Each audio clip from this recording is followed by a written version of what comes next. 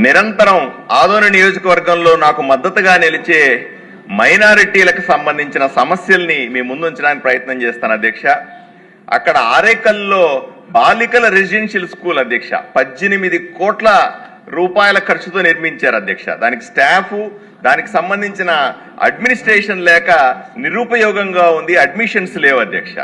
రెండవది ITI college boys కు సంబంధించి 3,69,00,000 రూపాయలతో కట్టారు అధ్యక్ష.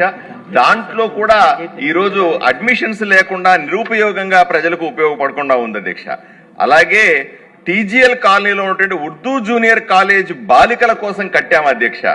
ఇది పూర్తయి కూడా సంవత్సరం దాటింది అధ్యక్ష, అయినా దానికి ఇప్పుడు ఉపయోగంలో లేదు. ఈద్గా అధ్యక్ష ముస్లింస్ కు పవిత్ర స్థలం. గత ప్రభుత్వం 2,60,00,000 రూపాయలు అడ్మినిస్ట్రేషన్ శాంక్షన్ ఇచ్చిందని చెప్పి ఏదో వచ్చే చిత్తు కాగితం ఇచ్చి ముస్లింలను మోసం చేశారు అధ్యక్ష ఆదోనిలో.